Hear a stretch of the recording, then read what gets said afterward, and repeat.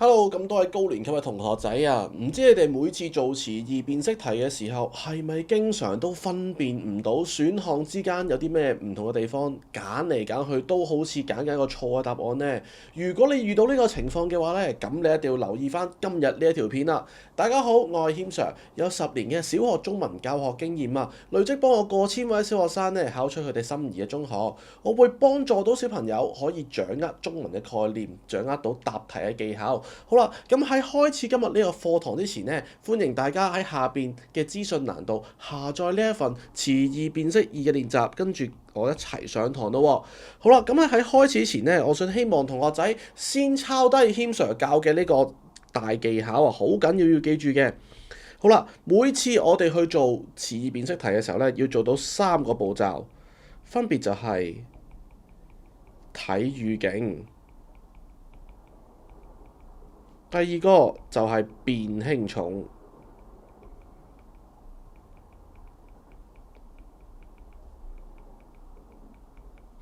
第三個呢就係用排除啊。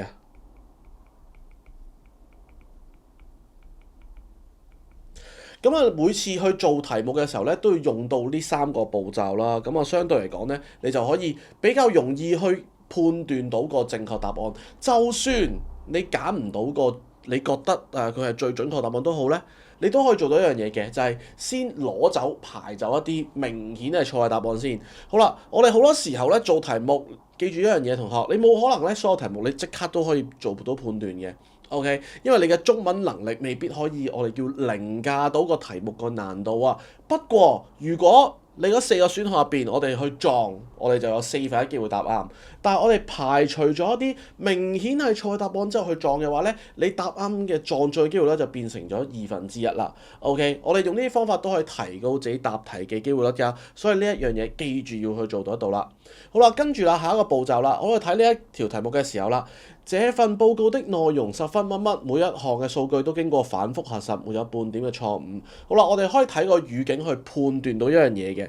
好啦，咁首先係啲乜嘢內容咧？好啦，好簡單一樣嘢就係，呢度咧佢咧就係去形容緊個報告嘅內容啊，跟住咧後邊咧都有啲解釋嘅喎。好啦，佢就話啦，經過反覆核實啊，沒有半點錯誤啊，呢一類咧我哋叫做延伸嘅解釋，即係話咧你揀嗰個詞彙咧，你要去符合到後邊嘅延伸嘅解釋，佢同時都係一啲我哋叫做線索啦，幫助你去判斷呢個答案嘅。OK， 好啦，咁跟住啦，我哋睇完之後咧，就要判斷到個語氣嘅輕重咯喎。同學，我哋可以間低一個好緊要嘅字眼啦，就係10分啊。OK，呢一個係一個比較上形容喺啲較強烈程度嘅副詞嚟嘅。OK， 強嘅程度副詞，即係話咧喺呢個句子入邊咧，個語氣啊，相對普通嘅句子嚟講咧，佢一定係偏重嘅。OK， 強烈啲嘅個語氣。好啦，跟住啦，第3個步驟咧，我哋就可以開始用排除法啦。好啦，咁啊排除法係啲咩嚟嘅咧？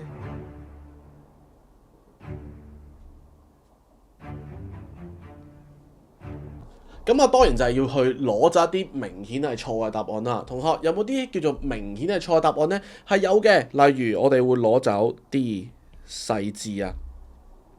好啊，嗱，點解我哋會攞走細字呢？因為喺呢一度呢，我哋想做到一個效果就係想表示沒有半點錯誤，但係呢一度呢，細字呢係冇包含到沒有半點錯誤嘅意思，即係冇話啱咁嘅意思。通常呢個細字都係講細心啊，我哋好小心翼翼地去做啊。OK， 去注意唔好犯錯啦嚇。OK， 唔係想去強調呢件事係冇錯咁解。OK，所以我哋就可以排除咗細字呢一樣嘢啦。好啦，跟住咧，咁我哋咧就係可以另一個去查咗嘅答案咧，就係正確啦。咁呢度咧就係純粹係根據嗰個程度去做判斷啦，因為我哋已經可以去確定咗佢係一個強嘅程度嘅副詞嘅關係咧。咁所以咧，通常都係應該係除咗正確以外啦，我哋應該係要追求一個更加之高層次、語氣數會再強烈啲嘅。OK，咁所以咧，如果齋用正確嘅話咧，就理論上咧就唔好符合嗰個語境啦。好啦，咁所以咧，我哋最後排除咧就剩低就係 A 同埋 D 準確同埋正確。好啦，嗱呢一度咧，我哋可以去最後做選擇嘅時候咧，你一定係根據一啲咩邏輯去判斷咧？就係除嗰啲延伸嘅解釋俾你嘅意義啊。頭先我哋將沒有半點錯誤呢一個意思咧，幫我哋排除咗細節之外啦。咁呢度咧，佢咧就講話經過反覆核實啦，OK，同埋有數據啦，OK。咁所以咧，如果我哋呢一度去判斷嘅話咧，相對嚟講咧，應該係揀邊個會準確啲咧？就係 C 精確，因為呢個精咧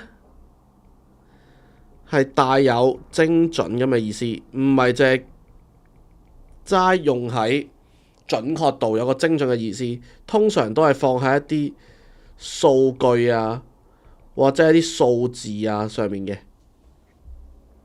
好啦，而上面呢度咧，我哋有提及過數據，所以咧我哋就會揀 C for cat 啦。好啊，嗱，同學係咪話等於準確呢個詞語唔通順咧？並不是啊嚇。OK，呢個咧其實意義上咧都係通嘅嚇。不過如果我哋要揀嘅話咧，C 係更加之精準。同學記住一樣嘢，我哋永遠去做呢一類嘅詞語辨識題嘅時候咧，我哋追求咧要係精準大於通順。OK， 記住啦，同學抄低呢一個必殺技啊。OK。同學記住一樣好緊要嘅嘢，我哋去揀答案咧係精準大於通順。好啊，嗱呢一個咧邏輯咧，我相信咁多同學仔咧就咁齋聽咧，未必要聽明我講咩。喂，謙 Sir 你講乜嘢啊？我都唔知你講乜。OK， 好啦，嗱我哋換一個方法去解釋啦嚇。OK， 好簡單嘅啫，就好似平時我知咁多同學仔咧都好中意咧，就係問呢一啲無聊嘅問題嘅。譬如咧，可能你會問：喂，你係邊度人啊？跟住咧，你就會答，可能就會答我：我係地球人啊。好啊，嗱，如果我哋齋憑內容嚟講，地球人呢個答案咧，其實我話俾你聽係啱嘅。不過，如果我哋想更加準確啲，我哋唔會話我哋係地球人，我哋會話我哋係可能係中國人啦。OK， 或者可能我哋會話我哋係香港人啦。好啦，呢都係一啲更加精準嘅答案。係咪代表話地球人呢個答案錯啊 ？OK， 佢係唔夠精準。內容上咧，佢講嘅嘢係啱嘅。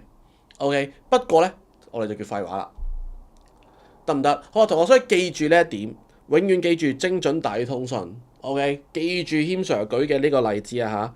OK， 我哋會話自己係中國人啊，但係我哋咧就唔會話自己係地球人嘅，唔會話咧睇係對邊個講咯，即係可能你將呢一番説話係你換咗個對象，OK， 你係對住外星人講嘅時候，咁你咪可能會真係有機會會用到地球人呢一個邏輯咯。OK， 好，跟住啦，去到下邊咯，聽到呢個好消息啊，佢不住內心嘅喜悅，就臉上綻放出燦爛嘅笑容。好啦，首先咧，我哋呢一度咧就知道佢係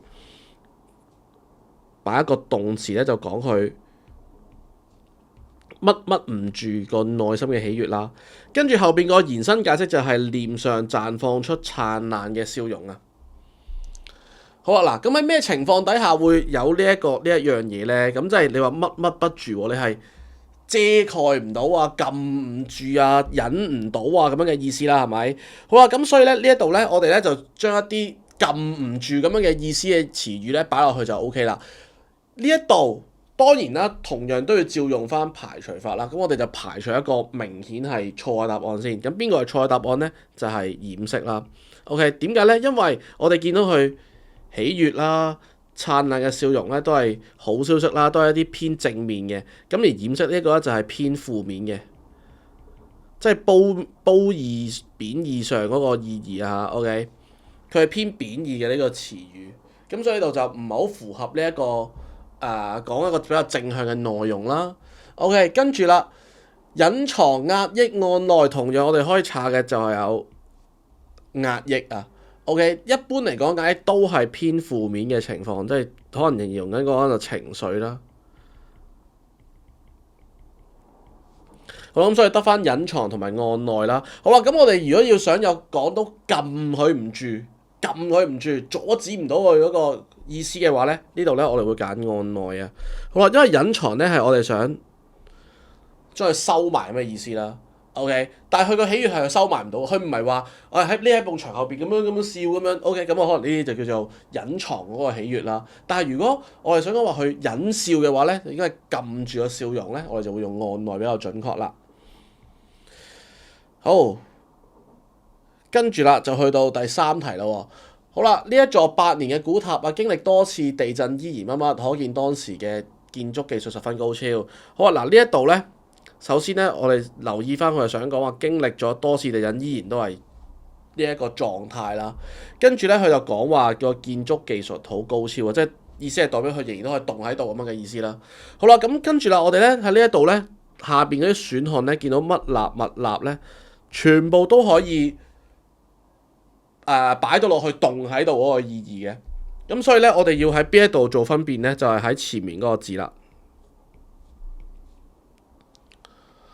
OK， 好啦，咁啊有啲答案咧，我哋可以先查咗佢先嘅。咁第一個當然就係 D 站立啦，因為一般嚟講咧，佢嗰個修飾啦，佢嗰個配搭嗰個對象係人啦，或者係一啲直立嘅動物啦，我哋先會用站立啦。OK， 好啦，跟住啦，另外咧有一個答案咧，我哋都可以查嘅，就係 A for Apple 啦。點解咧？因為咧聳立通常都係形容緊山峰嘅。咁呢個好明顯就唔係講座山啦，因為佢係講緊8年古塔噶嘛。好啦，跟住啦，下邊咧 B 同 C 兩個答案，我哋會揀邊個咧？好啦，咁有啲同學仔咧就可能會會話，喂，我冇見過呢啲字，我都唔識喎。呢個boy 呢個咩立啊，C 呢個咩立我唔識喎。好啦，嗱，boy 呢個咧係屹立，C 呢個係直立。好啦，嗱，好多時候咧，我哋睇一個字，我哋判斷嗰個意思咧。OK， 係點樣去判斷嘅咧？譬如類似呢一個直立咁樣啦，咁佢本身咧，佢係由3個直咧去組成嘅，所以咧我哋可以判斷到一樣嘢就係咧，佢個元素呢個字嘅元素啊，就係以直為主啦。好啦，咁啊，我哋如果以直為主咧，通常有啲乜嘢類型嘅建築物就係我以全直為主咁樣動喺度咧？有嘅，例如啲咩紀念碑啊之類嘅咯。咁我哋就可能會用個直立啦。OK， 好啦，咁但係呢一度咧，我哋就唔係想講話佢一個形態啊嘛。因為我相信咧，你哋睇到呢一個字都判斷到嗰個形態咧，就應該係打洞喺度啦。咁但係呢一度咧，佢有講到話經歷過多次地震啊嘛，所以就算我話喂唔係喎，謙 Sir 嗰個8年古塔可能係打洞嘅喎，咁我照揀咗唔得嘅咩？唔係啊，因為得呢一個屹立啦。OK， 係有好穩嘅意思。點解有個穩嘅意思啊？因為我哋睇下個屹字嗰個拆法，見到佢個部首係山字旁。OK， 即係一般咧係形容緊喺啲乜嘢上面咧，就係一啲自然景物，你喐唔到嘅景物上面啊。OK，咁所以我哋要判斷咧，就有揀 B for boy 啦，因為我哋唔係想強調個形態。OK， 得唔得？好咁啊，所以咧，基本上咧，我哋只要去判斷翻呢度啲邏輯之後咧，咁我哋就好輕鬆地就可以揀到嗰個答案啦。咁有陣時咧，遇到一啲你唔識嘅字咧，都可以嘗試咧用呢啲跟部插部首嘅方法啦。OK， 我哋呢啲叫插部首嘅方法啦，都可以幫助你去理解嘅。當然唔係話任何情況底下都用得到，或者唔係話題題都可以咁樣用，所有詞都可以咁用，唔係嘅。但係大部分情況底下咧，佢都可以嘗試下去用。